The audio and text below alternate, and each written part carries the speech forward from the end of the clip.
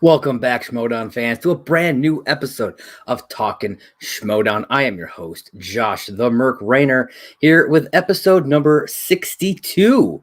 And I will be talking premiere episode. That's right, the Schmoedown's brand new show, bringing us two great matches every week. It's good stuff. And I'm really excited to talk about this very first episode. We actually did have two very good matches. I was when I found out what the undercard was, I'll be honest, I was a little skeptical. I was like, okay, this is what we're getting for the premiere undercard. But I gotta say, I was not disappointed at all. It was a great set of matches, a lot of interesting storyline stuff going on, and I'm gonna dive into all of that. But before I do, there was something that I wanted to address about the storylines and everything that's kind of happening. So recently, during the the press summit thing that Christian did, during that, plus during at least one Q&A on I think the Facebook page, Christian kind of laid it out that he doesn't really care about the faction race this year, which I get. He's focusing more on the show itself. But he was very adamant about he really doesn't care. The plans really aren't set in stone. They're really not doing much. If things happen, like if they follow along with the points or whatever, it happens. But the problem I have with that thought process, I was like, okay, if he wants to kind of do away with the faction race, that's totally fine. That's totally his call. However, I have noticed that all of the announcements made before the pay-per-view, pretty much all of the storyline stuff that's been going on, all the cut scenes pretty much, have all been faction-centered. And so I have a problem with, if he doesn't care about the factions, why should I care about the factions? Okay, like we saw some big stuff happen on this episode, on episode 1 of Friday Night Titans. We saw the first person to join the fan favorites. We saw, with JTE, we saw Ethan Irwin join a faction, turn his back on a loyal friend. We saw both Ty Sheridan and Whitney Seibold kind of come together and starting a new faction with the Flirtenflaus for all people. But like I said, the problem is, if Christian doesn't care about the faction race, why the hell should we care about the faction race?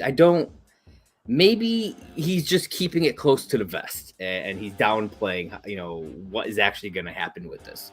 Maybe. I don't know. But I have a hard time being as invested as I could be because of the sentiments that he has kind of put out about the factions for himself. So I don't know. I'm loving seeing the storylines, and I'm hoping that there is some really good payoff to all this faction stuff that's been going on. Because I mean, if it's inconsequential, then who cares? You know what I mean? At that point, it doesn't really matter. But if it creates some interesting storylines, some interesting drama, I'll be there for it, no matter what. So I don't know. I wish that there was at least a little bit of focus, at least a little bit of like, okay, I may not be focusing as much on the factions, but this is what we're gonna do. At least, we're at least going to do something with it. Maybe, okay, we will have like a mini faction bracket, down the line, just something. I don't know. Just I wish that there was some sort of known plan, or at least that we were given the idea that even if we don't know the plan, that he had a plan. But it just doesn't seem that way. So I don't know. Hopefully we will kind of get a bit more when it comes to the faction stuff down the road. All right, so we're gonna kind of get into this first episode of Friday Night Titans. That's right. First off, I love the name. it screams wrestling, which is obviously, that was the inspiration.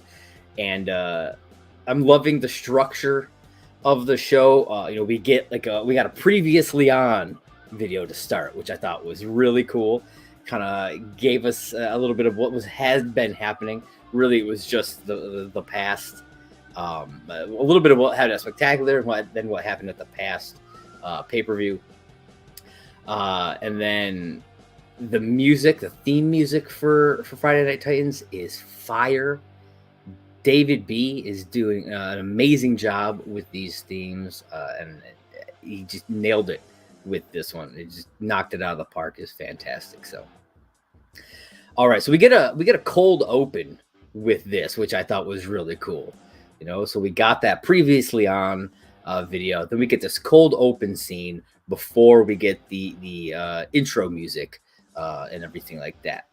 So I like the idea of them doing like a cold open for the show. It's actually kind of neat. And this is something that runs throughout the entirety of this episode. We get Ethan Irwin. He's there. He's talking to Liz, Shannon Miller. He's acting. He's all distraught because of everything that happened with Sam and the usual suspects. He's no longer on a faction. He's aimless, or at least acting aimless. I don't actually know, because of what happens later on in the show. It makes me wonder, going back and looking at it. Was he acting? Was he just pretending to be like this?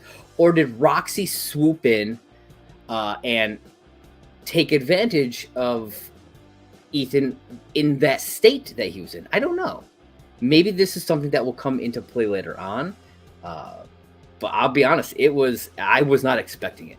It was a big surprise to me to see him go to the stars, which we'll talk a little bit about later. But yeah, so this cold open, he's there with Liz, like I said, acting all distraught. He tells Liz, he's like, you know what, you go do what you got to do. You do you. I think specifically what he says. She's not super happy with the way he kind of just brushes her off. But she's going to go off. And I think this means that she's really got nothing holding her back from joining the Quirky Mercs.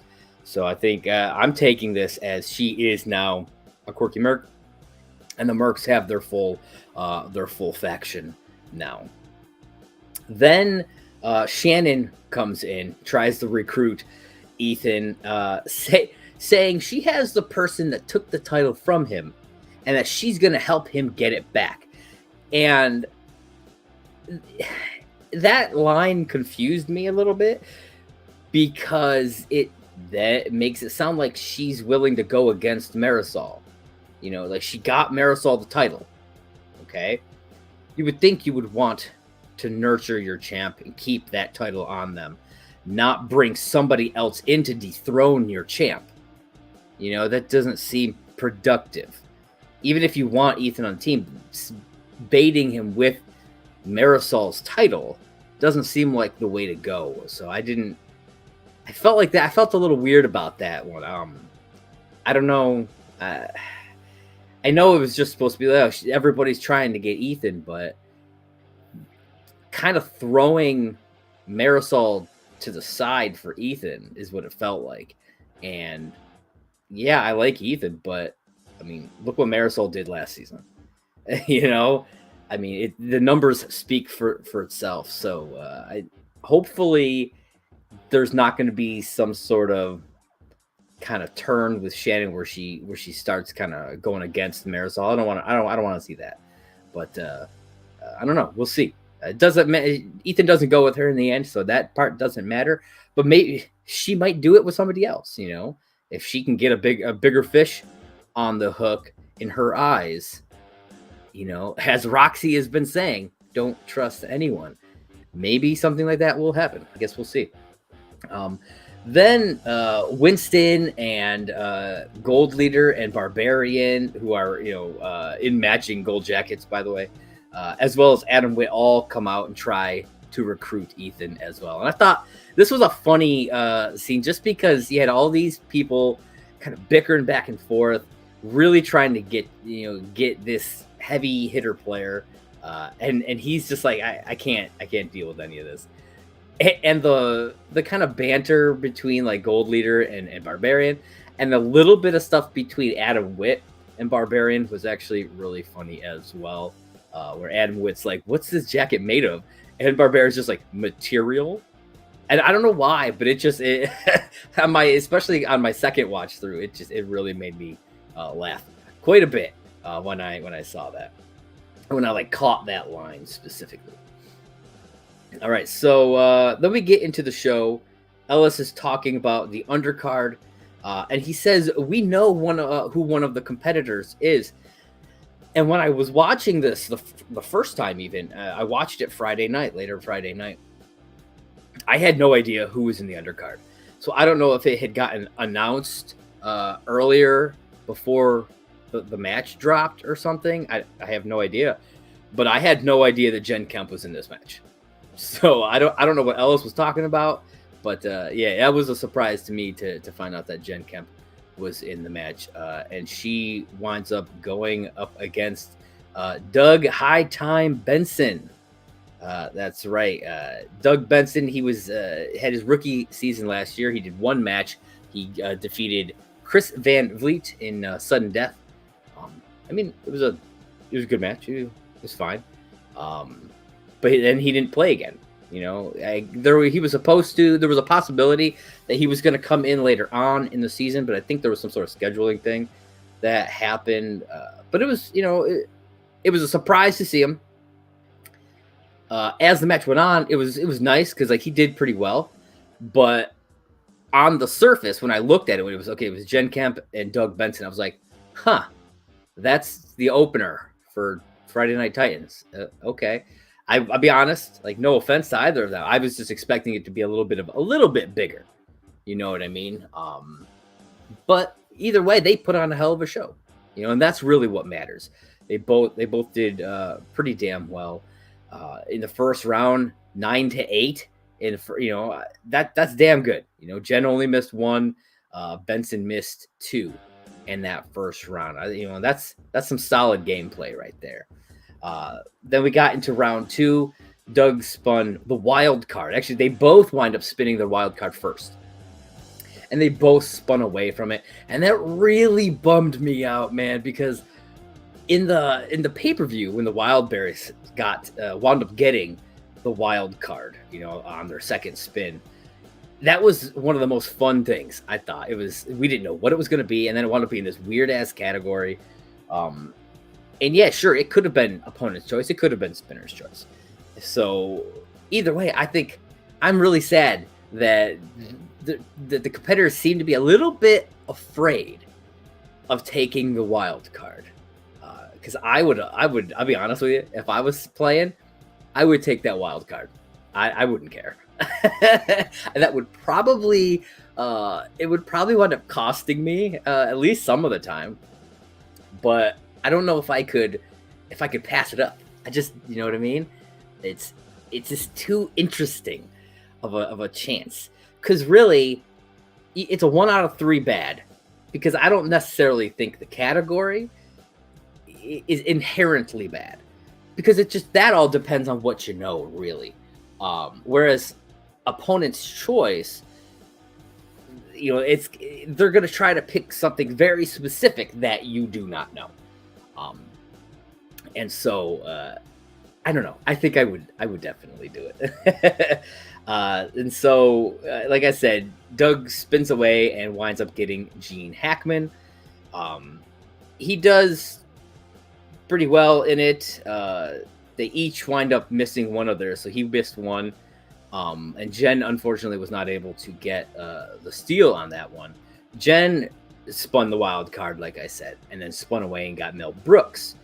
And, again, like I said, missed one.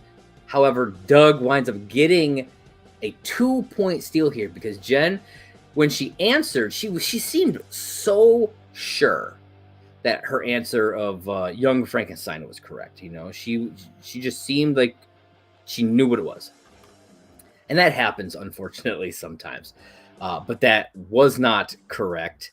And Benson was able to capitalize, get that steal of 2 points, a big swing. And that put him in the lead. He was trailing in round one. and he comes out leading by 2 points, 17-15 at the end of round 2. So like that could have been a make or break question. You know what I mean? Like if she had gone to multiple choice, maybe she would have gotten it. I don't know, but it definitely created some really good drama. I'll say that. I didn't know what was going to happen. You know, you look at it, they were pretty neck and neck. You know, Jen was ahead, and then all of a sudden, boom, the tides changed, and then Doug was ahead. So, as you know, with the Schmoedown, anything can happen. Then we get to round 3, and I talked about how last week I'm not a big fan of how when people tell us the reasons why they pick numbers, but there are other ways to pick numbers, which I think are damn fascinating. And Jen Kempe has that, and that's when she pulls out some dice to do this. She pulls out a bunch of 6-sided dice and picks her numbers that way, which I thought was really cool. Though I thought to myself, I was like, you know what? That's a really cool idea. But instead, I would just take 3 20-sided dice. So, get 3 D20s, roll those. And if one of those numbers is already taken, or if you get 2 the same, you just re-roll. But because it's 1 through 20, I think some 20-sided dice would be awesome. Just roll those 3, boom, you get your random numbers. I like the idea, Jen. It was really, really interesting to see. Okay, so Doug had a really rough round 3 here. He got his first question, but he winds up kind of just failing out a little bit, in the rest of the way. Not great. Like I thought we were gonna see. I mean, Doug loves movies, you know what I mean? So like I was expecting this to come down to like to really get both of these players to their to be answering more questions, get down to that 5. But he has a real rough round, and Jen winds up getting the win, 22-19 here. She pulls it out. I don't even think she had to answer 5. Yeah, I think she only had to do her 2 and her 3. And so he didn't even bring her down to her 5. So I was hoping to see that. I always hope to see that. You know what I mean? I would love to see every match be a nail biter, just because those are the kinds of matches that you love. The ones that just keep you on the edge of your seat. You have no idea what's going to happen. Blowouts can be cool. KOs can be interesting. But like, and once in a while, that's fine. But it's those nail biters that you remember, like an Alex Damon versus Andrew DiMolanta 51-50 situation. That nail biter of a match. That's what you love. That's what sticks in your head. And so I'm always hoping for one of those. Okay, so during the post interview for this, Ben Bateman crashed Jen's interview to kind of hype the Den, since they are on the same team. He showed up there, showing his support for Jen. Andrew Guy even kind of teased, well, maybe there'll be a team. I don't think that's going to happen. I mean, it's possible, but I really do think that Ben is just going to focus on singles, and I think that Kate is going to find somebody, I don't know who, but somebody for Jen to team with. I'm still rooting for Paige Frabetti, but a Janine might be good too. She's a free agent now. She's what they call a rogue now. So that could be, I think, an interesting pairing as well. So I don't know. I hope that we get some more announcements like that. If Christian is going to be running this faction storyline, getting, continuing to build these factions and making them a center part of the storylines, then I hope that we start to get more information about who's going to wind up on these factions, because most of them still have open spots. And I know it's early. It's only, the second set of matches. We had the pay-per-view, and now we have the first episode of Friday Night Titans. But, I want to know more. And obviously, we're going to get more, and now we have as we find out at the end of the episode, we have a whole new faction coming through, or at least a team. I actually don't know if it's going to be a faction. It could just be a team with a manager, like it was way back in the day. That happened a lot. So I guess we will see how that goes. And then before the second match gets started, Adam Witt comes running out to announce that he has signed his first player to the fan favorites, and that is JTE, who is just about to have a match. So now we know JTE, very first member of the fan favorites. Who else will he get? Who knows, man. I think the fan favorites one is probably my favorite, like faction storyline thing happening, because we literally have no idea. You know, it is a brand new faction, started off with no people, and so like just finding out who is Adam Witt gonna get, and I feel like it's just gonna be like it's gonna be random, and I love that. You know, I love the mystery of it all. So I hope he's able to get some fun, interesting people and get some wins in his column. You know, that's pretty key as well. Then we get another scene with Ethan. You know, he's thinking about, you know, when he had the title, and then he starts thinking about when he lost the title to Marisol. And then as he's kind of in his head about all this stuff, Janine comes up. And they start talking, and she suggests getting Time Machine back together, which was something I had talked about last week's episode, the possibility of maybe Time Machine getting back together, which I thought would have been really cool. You know, he says that he needs to think about it. We know, you know, if you're watching this, I have to assume you've watched the episode. If not, well, I mean, I'm talking spoilers, and that's what I do, you know, and so. We know he did not join her, but I think it would have been interesting to see them back together. I really do want to see Janine thrive this season, so I like that she's kind of front and center for storyline stuff right now, because that means we're going to start seeing stuff from her, and we already know we're going to be seeing her next week, so that'll be really nice to see. So then the match gets started. JTE has a brand new theme, which I really dig, and he has a whole new look. You know, he's wearing like this shiny jacket. He's got a necklace on.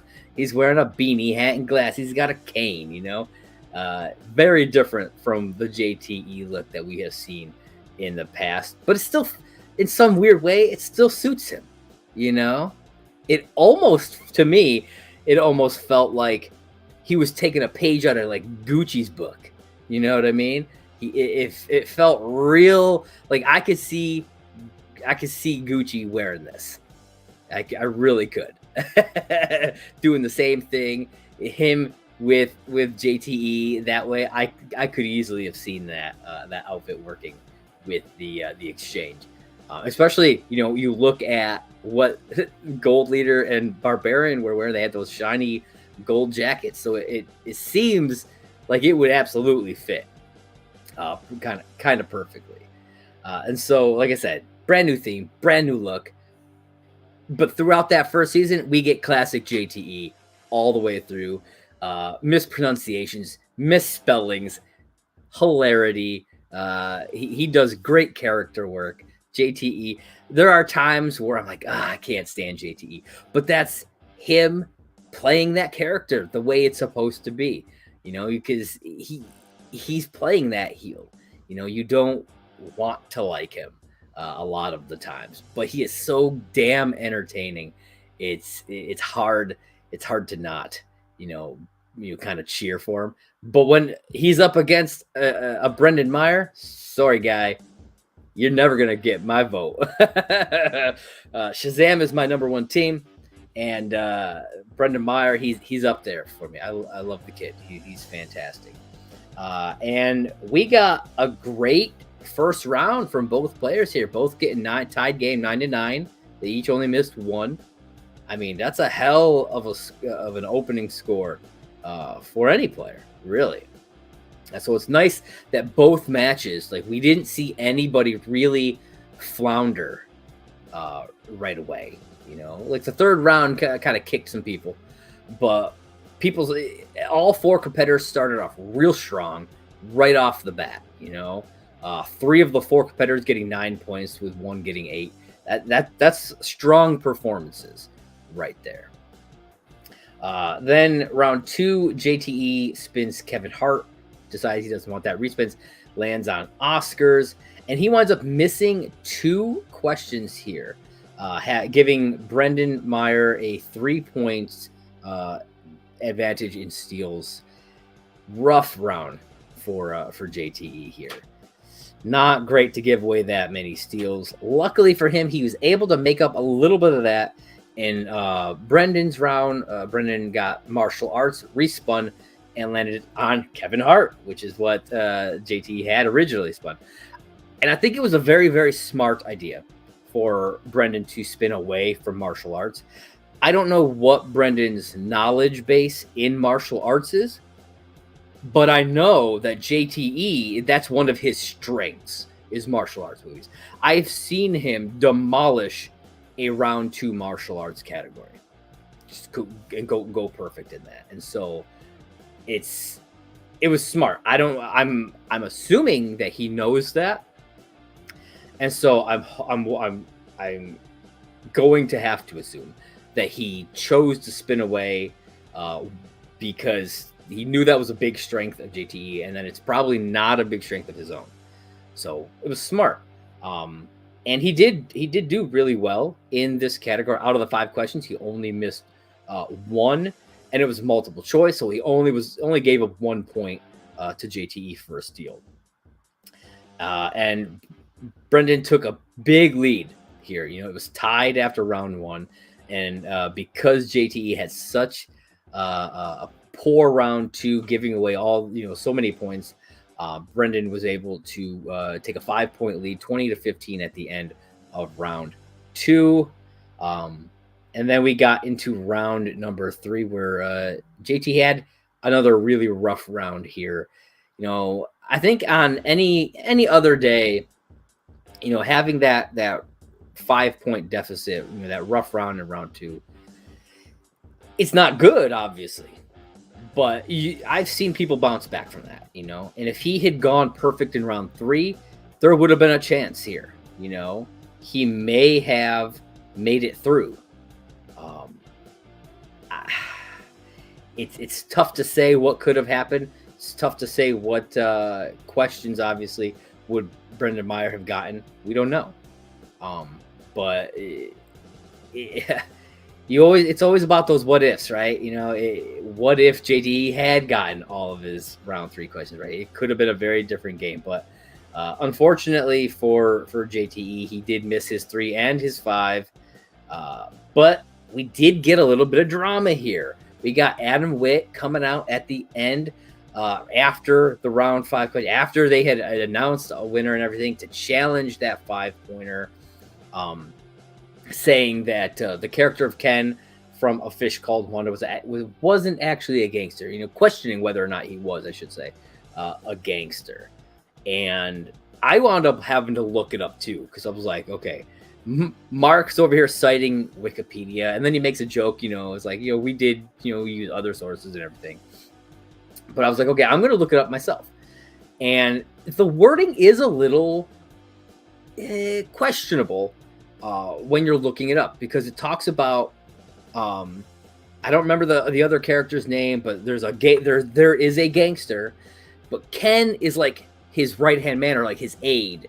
It says in certain, it's like his lackey in certain descriptions. And I guess it makes me wonder, do we consider like the lackey also as a gangster? I don't know. The word choice is a little bit questionable. But I don't disagree with the ruling. I just don't. I think that it was the correct way to rule this one. And again, unfortunately for JTE, it cost him the match. It cost him the possibility of moving forward in this match. And Brendan winds up taking the win, 20-17, via a TKO. he didn't even have to answer a single question in his round 3 here. Then we get through the interviews. They're pretty standard. Nothing really jumped out to me about the post interviews for this one. But after the interviews, Ethan Irwin comes out. His music goes off. He comes out the curtain, and he's here. He's ready to reveal essentially what he's gonna do going forward. And he brings out Janine, and it's like, oh, sweet, Time Machine are getting back together. Awesome. And not happening. Instead, he tells her that their team, the team up of Time Machine, that's the past, and he's got to look toward the future. And he brings out his brand new manager, and it's none other, of course, than Roxy Stryer from the Stars. Just stabbing freaking Janine just a little bit more after what happened last week. So Ethan has officially joined the Stars and is now challenging Janine to a match on next week's episode of Friday Night Titans. And Janine, she's pissed about everything that's happened, and they give her until Tuesday or whatever to decide, and she doesn't need any time. She accepts their offer, and it's gonna be a battle. I'm actually really excited to watch this one. I'm sure I'll be excited to watch them all, but this will be a big one, I think. And if Janine can pull out the win here, I think this will really put her on a great trajectory for the rest of the season. This is her moment. If she really wants to have success this season, then Ethan is the hurdle that she has to climb. So we're gonna see if she can do it. I really hope she can. So yeah, Janine versus Ethan for next week's episode is gonna be good. And then we got essentially a post-credit scene, because I had originally turned off the episode because you see the little I don't even know, it's like a little credits bar at the bottom, and then the screen goes black, and I ended it. And then come to find out, I was watching it with a friend of mine, and come to find out there was still more. Luckily, she was still watching it.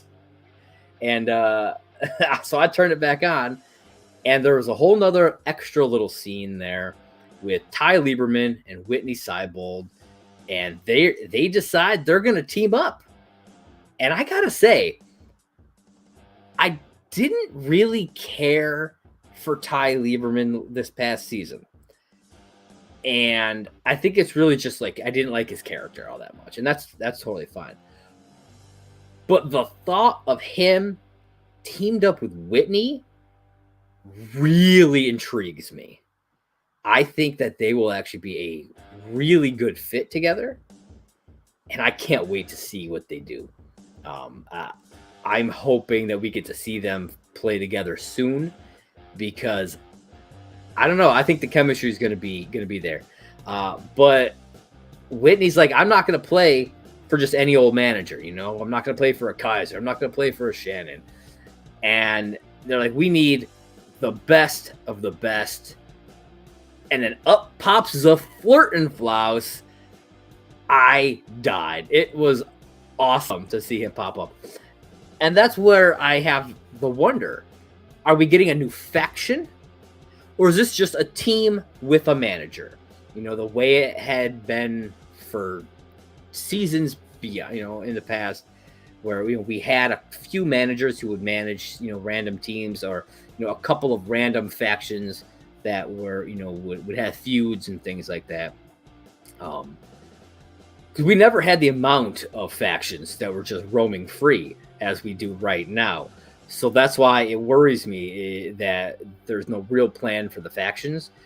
But if they can keep it rolling and make things interesting, and not have every single thing be centered around the factions, because if everything is centered around the factions, then there's no point in not having the faction race. But if we can start getting stuff where it's not just factions doing their thing, then I think, because we saw with Doug's not on a faction. He's a rogue. So that was cool. But all the other players are on factions. Like JTE got signed before the match, and so I'm hoping that that's not always going to kind of be the thing, which I really don't think it will be. I think we're going to get some more interesting stuff. And like I said, it's really early in the season, and Christian is brilliant when it comes to these storylines. So I have full faith that he knows what he's doing. It bums me out that it seems like the faction stuff is getting kind of sidelined, because I enjoyed that stuff. I know that it wasn't as interesting, and I'm not saying we should go back to the way it was. Obviously not. I love what they're doing now, but what I want is a nice mesh of that, really to be able to combine them and have like some sort of mini faction race going on in the background where it still matters, but it's not all consuming. So I don't know. Hopefully we will see more stuff like that. But yeah, I think this was a great first episode of Friday Night Titans. I'm really excited to see what comes next week, between the storylines and what the undercard match will be. And I'm really excited to see this Janine and Ethan match. It's going to be damn good. I'm hoping that maybe we get like a teams match or something, because we have not. We had the Wildberries teams match, which was great, but let's get some more teams going on, or maybe even a Star Wars match. Like, I know that he's Star Wars is kind of sidelined for most, like it's not as important right now, which is sad. It's going to be kind of go back to the way that it was before the digital era, where it's not as focused on, which I understand. There's a budget, and you gotta follow that, and you sometimes you gotta cut things. I get that, but obviously I still want to see it. There's a lot of fantastic players in that division, and what I'm hoping for, let's get like a 4-way. The desks are the desk areas are set up for at least up to 4 people. So let's get a 4-way going. I think that 4-way Star Wars match would be fantastic. I would love to see that. Just gotta duke it out. I'd love to see those types of things come back. Those like triple threats and the 4-ways and the 5-ways. I don't know with the desk setup, how necessarily the triple threat or the 5-way will work, because I don't think you could get 3 people on one side and 2 on the other, and having 1 person on one side and 2 on the other seems a little unfair as well. So I don't know if they would have like an extra thing that they could put in the center where an extra person could be, but I'm sure that they could figure it out. I hope that we still, no matter what, at least the 4-ways we get to see, because those are some of the stuff that I love the most. Just like getting to see all these different competitors kind of all at one time duking it out. It's stuff that I love. Let's see, got a quick comment here before we wrap up the show from Alicia. Both matches were good, but I'm ready for some nail biters. Yes, nail biters all the way. I really want to see those wild slices more too. Curious about the mystery categories. Yes, absolutely. Those wild card slices need to get chosen, people. Come on, don't be afraid of the wild card. Just embrace it. Just embrace it. And maybe, just maybe, it will benefit you. You never know until you try. So, yeah, hopefully we'll get to see some more of that. But that's all that I've got for this episode, for episode number 62 of Talkin Schmoedown. I, again, am your host, Josh the Merc Raynor. You can follow me on Twitter at JP Raynor. That's JPRAYNOR. As well as right down, where is it? Ooh, right down there at Movie Blog Merc. That's the Twitter page for my site, Merc with Movie Blog. If you are watching this on video, you are watching it on the Merc with Movie Blog YouTube channel. So if you like what you see, hit that like button, smash that subscribe button, and click that little bell so you get notified whenever I drop another video. If you're listening on audio, you can head on over to anchor.fm/movieblogmerc, and you can leave me a voice message over there. Or if you're on Apple Podcasts or Spotify and you want to leave me a 5-star review, make sure to write out a review as well, and I'll read it out on air. I'd love to interact with everybody and see kind of how they're feeling about the show. Again, follow me on Twitter at movieblogmerc. And until next time, guys, we have been Talkin Schmoedown. I hope you guys enjoy yourselves and have a great, great night.